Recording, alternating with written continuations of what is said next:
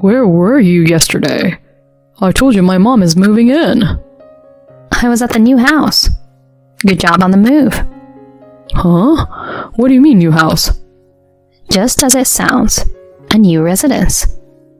Why are you talking nonsense? Oh? Didn't catch that? Let me break it down. I'm divorcing you. Huh? Why? Because I hate scum like you and your nasty mom. I'm Myra. I left my job when I married Barton, who's 3 years younger, and for some time I concentrated on being a homemaker.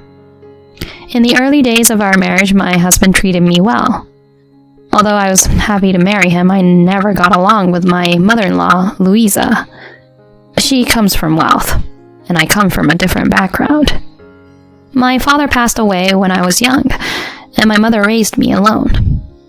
Louisa doesn't seem to like my family background, so she doesn't have a high opinion of me or my mom. I won't let anyone speak ill of you, Myra, or your mom because of me. My husband assured me of that. Whenever my mother-in-law tried to say something, he'd interrupt, saying, It's none of your business, Mom. He'd cut her off multiple times to reassure me. I used to picture myself happily spending time protected by my kind husband, but lately, I've been concerned about my mom's health.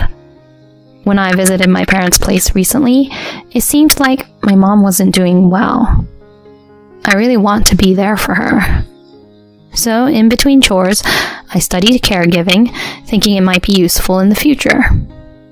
To gain practical experience for when my mom might need care, I asked my husband if it would be okay for me to work as a caregiver. Okay, but make sure to take care of the house. Of course, I'll manage both properly. With his approval, I started working as a caregiver. After 3 years of juggling housework and work, I was pregnant with my first child. When I shared the news, both my husband and mother-in-law were overjoyed. However, they expressed reservations about me continuing to work as a caregiver. Still, I managed to persuade them somehow. I initially started this job to help my mother, and quitting would go against my intentions. Around the time I had gotten quite used to my caregiver job, my phone rang during work.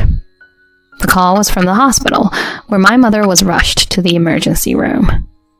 I informed the facility manager of the situation and hurried to my mother's side. Then I was informed by the doctor that she had terminal cancer. Her remaining time was not long. She was recommended to the palliative care ward. After a brief conversation with my mother, I went back home to consult with my husband. I conveyed what the doctor told me to my husband. However, it was a bit awkward to discuss, mainly because my mother-in-law happened to be there today. Oh, I see. Must have been tough for you. Do you think we could take care of my mom here? No way. I wasn't asking her. It's depressing to have such a very sick person in the house. When Barton comes home from work, he'll have to be concerned about it, right? It's better to leave that kind of thing to professionals. Well, yeah, that's true. What? If she has a short life expectancy, then palliative care becomes crucial, right? I mean, isn't it tough for your mother to be here experiencing pain? Besides, I don't like coming home from work and having to worry about it either. Despite my husband's previous protective words for me and my mother, he calmly expressed his reluctance. I was very shocked. Still, I bit the bullet, all for my mother. You know why I got a caregiver qualification, right? I wanted to care for my mom. I want to be by her side until the end. Please. It doesn't have to be while living together, right? You could visit the palliative care ward. She'll kick the bucket soon anyway. Oh, look here. Your time needs to be used wisely. Really, it's a waste of time. Barton is right. If you handle it, everything will neatly fall into place. Honestly, I won't accept a daughter-in-law wanting to take care of her own mother, especially one who just came here. This is absurd. I could clearly see my husband's true nature. He is not a kind person. He doesn't understand other people's feelings. In the end, my mother was admitted to a facility specializing in palliative care close to our home. I frequently took time out of my work schedule to check on my mother. However, my mother-in-law, who dislikes my mother, and even my husband, never visit her. Moreover, they don't even inquire about my mother's health.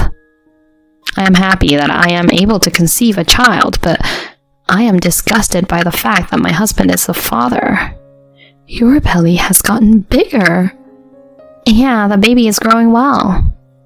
I'm looking forward to meeting my first grandchild. My mother doesn't talk about my husband, who never shows his face. Even so, she doesn't speak ill of him. It is sad and makes me grow angry at my husband. My mother is getting weaker by the day. When I see my mother, who does not whine even in such a situation, I cannot hold back my tears. Mom, make sure to see your grandchild's face.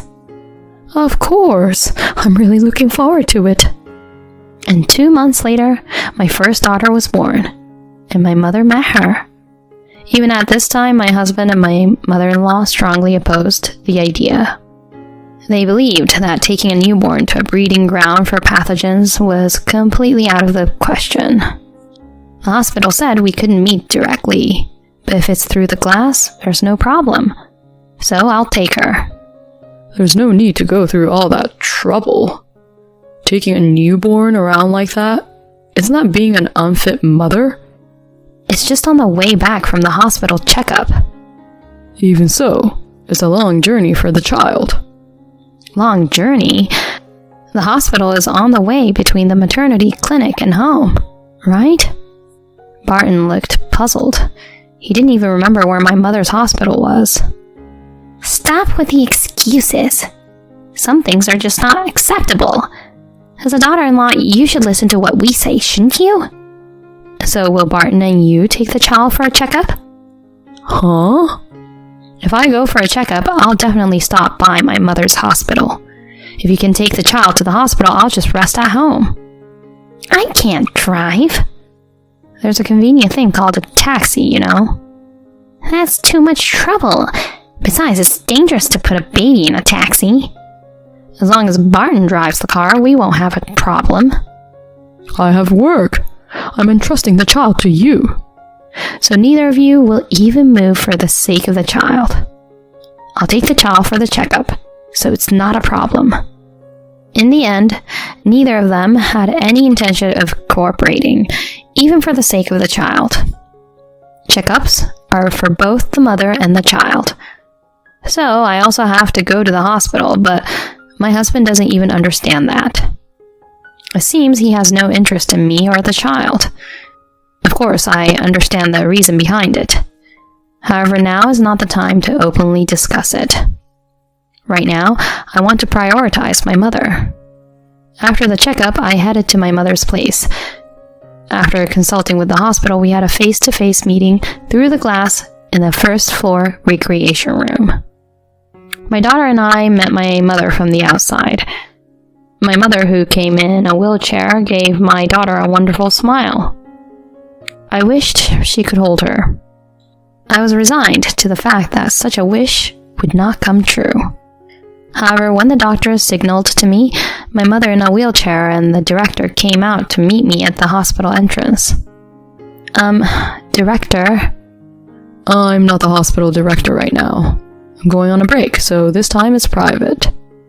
I'm just a regular guy. I don't know the hospital rules, but just for 5 minutes. My mother and I lowered our heads respectfully. Then my mother gently placed the baby on her lap. She's adorable, truly adorable. Myra, you did well. Good job. Even though she's still small, she feels quite heavy, doesn't she? I'm grateful she was born healthy. Thank you. With tears in her eyes, my mother smiled as she looked at my daughter. It brought joy to spend even a short time together with my mother and daughter. However, that night, my mother's condition suddenly worsened.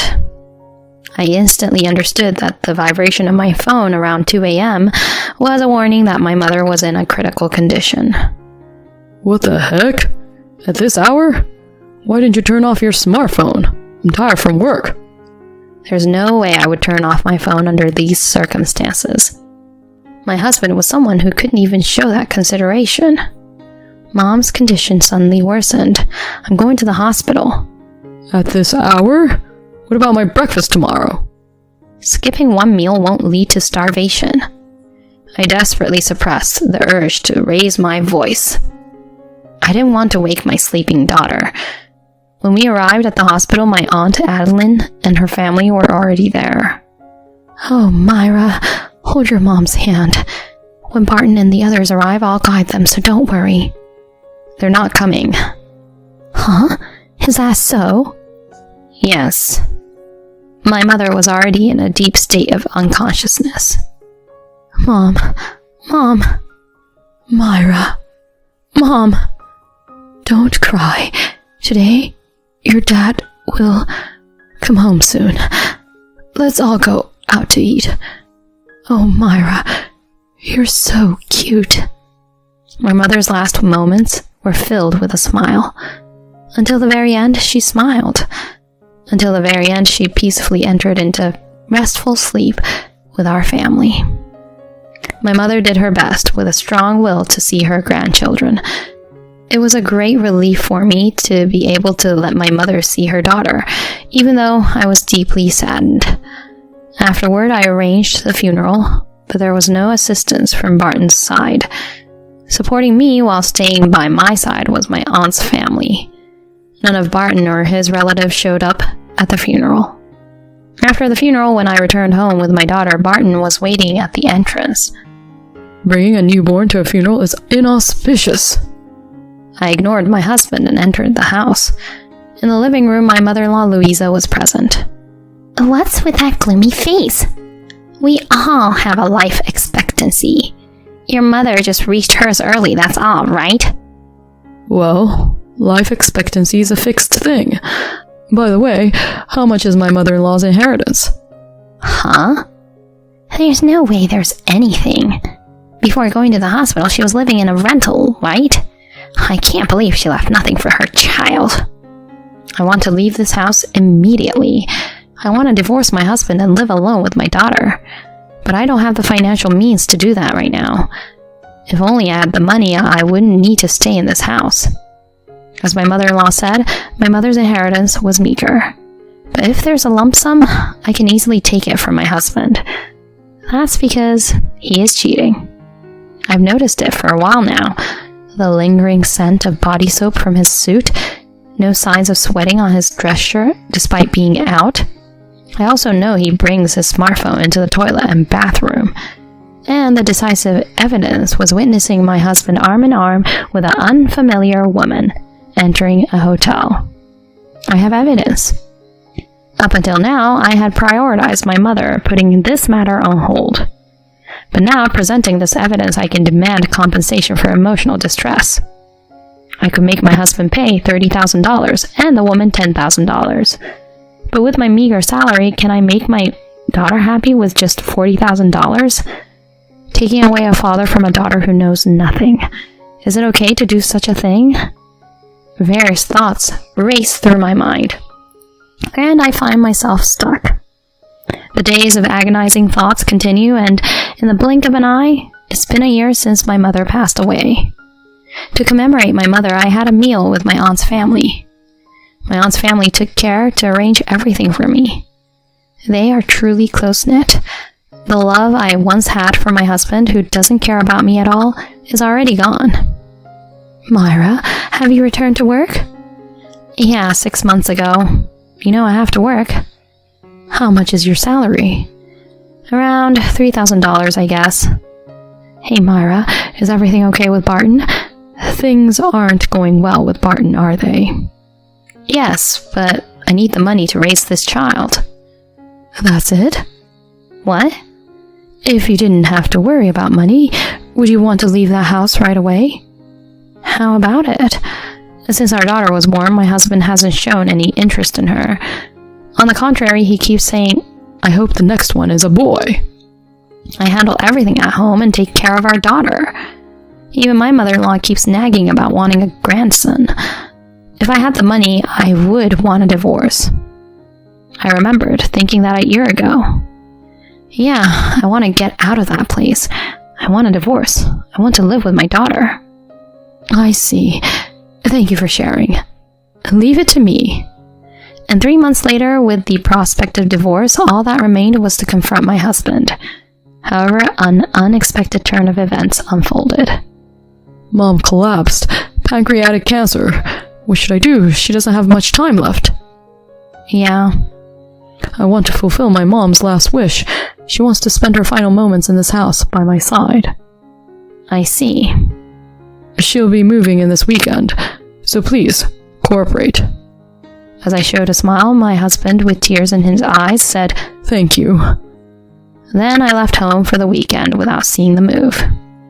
I turned off the phone that hasn't stopped ringing all afternoon because it interferes with my daughter's sleep. The next day, I left my daughter at daycare and went to work. My husband was waiting for me with an angry look on his face. Why didn't you answer the phone? Where were you yesterday? I told you my mom is moving in. I turned off the phone because it would wake up our daughter. I was at the new house. Good job on the move. Huh? What do you mean, new house? Just as it sounds, a new residence. Why are you talking nonsense? Oh, didn't get it? Let me break it down. I'm divorcing you. Huh? Why? Because I hate scum like you and your nasty mom. What's with living together? What's with fulfilling the last wish? You make it happen. Don't drag me into your crap. What did you say when my mom passed away? She'll die soon anyway, so it's a waste of time, you said, right? I'll return those exact words. Your mom will die soon anyway. You should both drop dead together. I didn't say it like that. I'm sorry, Mom. I spoke foul words to someone who doesn't have much time left to live. But please forgive me just this once. I want to let out what I've been holding back in front of my daughter. I'm not ready to say it yet, but whatever. You're cheating on me, aren't you? Huh? It's probably true, right? Because I work in caregiving. You thought I'd take care of your mom while you enjoy lovey-dovey time with your mistress? Are you stupid? I'll demand full alimony. So please disappear and stop bothering me. My husband stood there dumbfounded. Afterward, the divorce with my husband was successfully finalized. I managed to secure both shared assets and alimony, all thanks to the help of my aunt. It was my aunt who also gathered additional evidence of the affair. She also covered the investigation expenses. That's not all. My aunt offered me a room in one of her own investment apartments. The location is very convenient and it's a property that I would normally be able to afford. She let me have the apartment with just the maintenance fee. I am truly filled with gratitude. Despite already being divorced, my ex-husband frequently contacts me, complaining about his miserable situation without me asking about it. I can't stand my mother being so selfish. She's going to run away. She says she would get married. Maybe we need professional help. You should rely on the hospital. No, it takes a long time, and I don't know if it'll work. Besides, $5,000 a month is tough. Oh, you spent it all on your affair, took child support and shared property from me. Thank goodness, I got a lump sum for the child support. You squandered so much money. Mara, if you look after everything, I'll pay. How about $50 a day? Seriously, I'm glad we got divorced. I hung up the phone just like that, and I blocked all of his contact information. My ex-husband is worn out from being abandoned by his affair partner and exhausted by his selfish mother. His mother, frustrated by her inability to move as she wishes, is increasingly irritated by her inadequate son. Just knowing that was enough to lighten my heart. Let's move forward without looking back at the past.